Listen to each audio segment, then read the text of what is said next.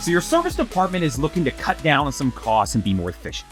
How do you do it? Car pulls onto the drive, you typically walk out, you do your walk around on the vehicle, put a paper tag on the rearview mirror or something on top of the car, and you put that little paper tag with the little wire that comes undone. Well, now everybody's got to hunt down keys and hunt down cars, right? First, I got to go find the key, figure out where that's at, and then I walk the lot, hitting the alarm, hoping I can find the vehicle. What if you had a hang tag that went in the car that was one, trackable, right, through our app and dashboard, but two, reusable, right? You can have any colors you want, any numbers you want. So all you got to do is make sure this number lands somewhere on your RO to know to search in the app to find this specific vehicle. What if it was the same thing for the keys? What if you had a key tag with a matching number and a tracking tag on it to where all you had to do was search 50/50 and you could see the location of the key anywhere on your campus and the location of the vehicle. So when these keys end up shoved in a tool chest or they get left on a service advisor's desk or wherever these end up, you'll be able to locate them. And when that vehicle is parked in the back, but maybe it doesn't start, maybe it has a dead battery, you can't set up the alarm to go look for it. You're not just wandering around looking through spots for a car that matches the description. You can easily see it on an app or dashboard. The Ford store out in Morgan Hill, California had these same issues. How do I improve efficiency? How do I cut down on costs? Things of that nature.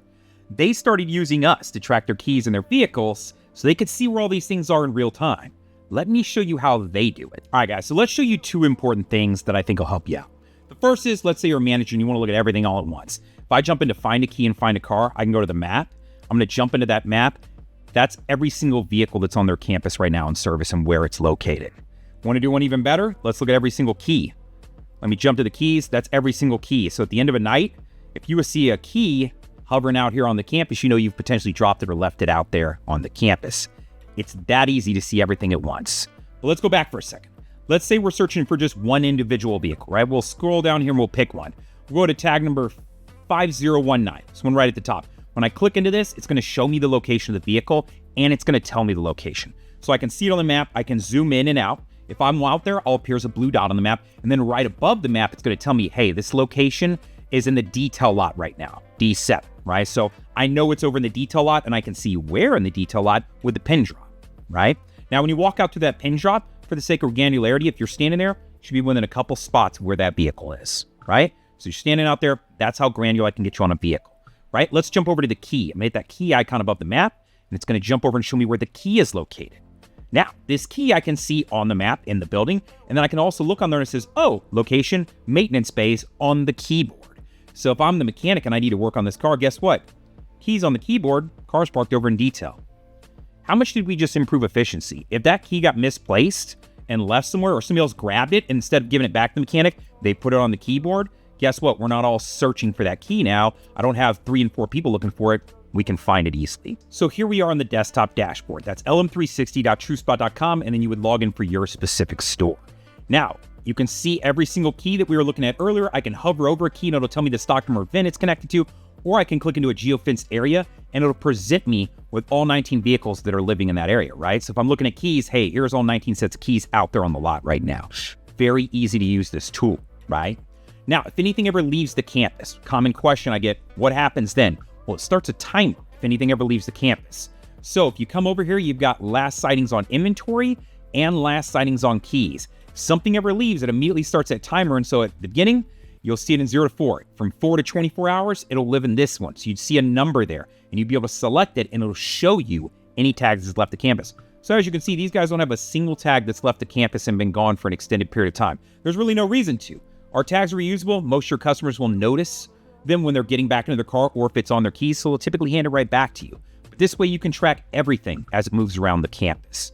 Now, additionally up here, if you want to track something that's not a key or car, understand you can add tags on, right? You want to track a jump box, a golf cart, dealer plates, whatever the specialty tool is. If you want to connect something up, you can, and it'll live in this manual entries, right? So if I came over here and said, hey, I want to add a jump box, right? I could present that. It'll say, hey, do you want to create a manual entry? Yes, I would. And then I'd connect the tag up to it, and we can now track that item. So if your trickle charger, your big jump box seems to get misplaced or the little ones get put in trunks, no one can ever find them, this is a good way to see exactly where they're at. Is there reporting? Absolutely there's reporting. I can create all kinds of different reports. This report is set up to where they can see if vehicles haven't moved in extended periods of time. So I've got a toggle switch over here and I can pick the amount of days.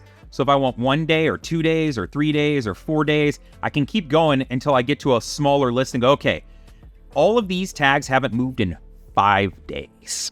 That may be a concern. So what tag is number 3 connected to, right? Or 298. I can look at the ROs and go, okay, why hasn't this moved? Are we waiting on a part? Are we waiting on a customer approval? Is the work all done and it's just sitting there waiting to go back to the customer? This is a great way to be able to check on it and make sure the efficiency of your process continues to move through.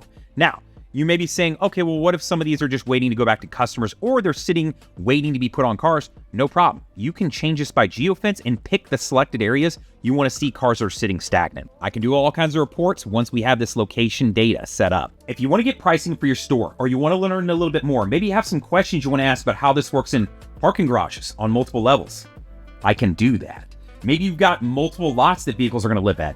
I do that for plenty of guys.